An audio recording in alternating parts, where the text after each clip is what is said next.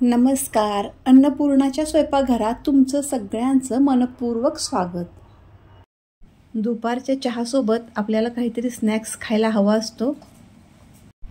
तुम्ही अशा पद्धतीनं फ्रेंच फ्राईज बनवू शकता, जो सगळ्यांना लहानापासून मोठ्यांना सगळ्यांना आवडेल असा फ्रेंच फ्राईज, ज्याला चायनीज तडका मारलेला आहे. तर हा चवीला खूप छान लागतो. तर आपण बघूया हा मी कसा बनवला आहे ते. त्यासाठी मी इथं 2 बटाटे घेतले. या बटाट्यांची आता आपण सालं काढून घेऊया.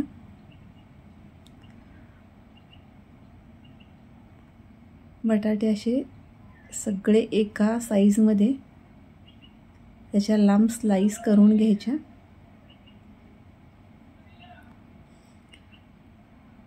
आता मी एका कढईत पाणी घेतले, त्याच्यात मीठ टाकले आणि आपण कट केलेल्या बटाट्याच्या स्लाइस याच्यात घालून आपण आता थोड्या वेळासाठी शिजवायचे आहे. साधारणतः 70-80% होतील इतपत ते शिजवायचं. आपण जास्त शिजवायचं नाही. आता आपण चेक करूयात. हे बघा, बटाटा असा मोडला तरी समजायचा आपण तो किमान 70-80% शिजला आहे. इतपत आपल्याला पुरेसा आहे. आता तो पाण्यातनं आपण वेगळा काढून घेऊया. हा काढलेला बटाटा कपड्यावर टाकला तर अजूनही चांगलं, कारण पाणी पूर्ण निघून जातं. त्याच्यानंतर याच्यामध्ये 2 चमचे कॉर्नफ्लॉवर, अर्धा चमचा लाल तिखट, मीठ आणि शेजवान चटणी टाकून आपण हे असं बटाट्याला सगळं कोट करून घ्यायचं.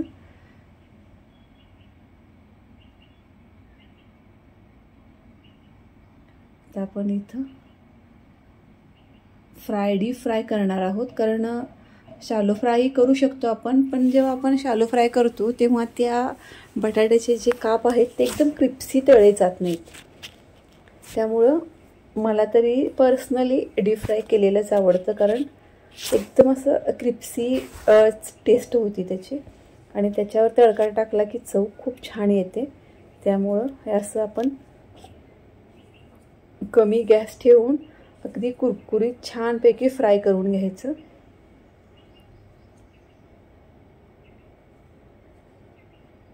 अगदी गॅस मोठा करून पटकन फ्राय करायचं नाही. कमी मंद आचेवर अगदी कडक एकदम तळून घ्यायचे.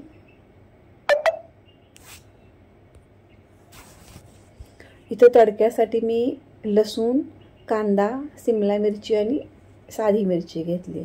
लसूण आपण तडक्यासाठी जास्त प्रमाणात घ्यायचा, कारण कसं चायनीज तडका म्हणलं की लसणाचा फ्लेवर अगदी छान आला पाहिजे. त्यासाठी इथं लसूण अगदी छान परतून घ्यायचा. लसूण परतला की त्याच्यामध्ये आपण आता बारीक चिरलेला कांदा टाकून घ्यायचा.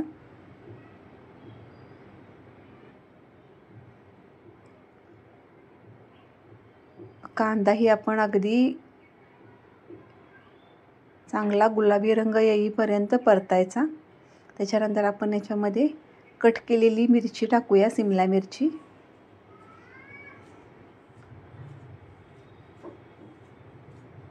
परत एक अर्धा मिनिटासाठी आपण हे परतू आणि याच्यामध्ये आता आपण टाकणार आहोत लांब कट केलेली आपली साधी मिरची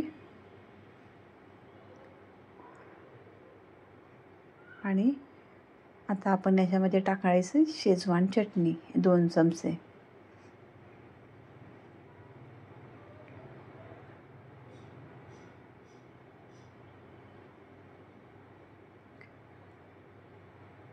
अशा पद्धतीनं सगळं एकजीव थोड्या वेळासाठी शिजू द्यायचं आणि त्याच्यानंतर आपण तळलेले फ्रेंच फ्राईज यात घालायचे आणि मस्तपैकी परतून घ्यायचं. आपण बटाटा उकडताना त्यात मीठ घातलं होतं, त्यामुळं प्रत्येक ठिकाणी जिथं आपल्याला मीठ घालायचं आहे तिथं मीठ घालताना काळजीपूर्वक घालायचं आहे. आणि हे बघा, आता आपला हा तडका तयार झाला आहे. तर बघू शकताय तुम्ही, अगदी मस्त आणि चवीला खूप छान लागतं. अशा पद्धतीनं तुम्ही हे फ्रेंच फ्राईज करून बघा आणि कसे झाले मला कमेंटमध्ये जरूर सांगा.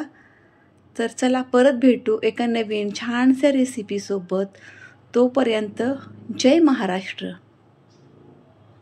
व्हिडिओ पूर्ण बघितल्याबद्दल तुमचे सगळ्यांचे खूप आभार.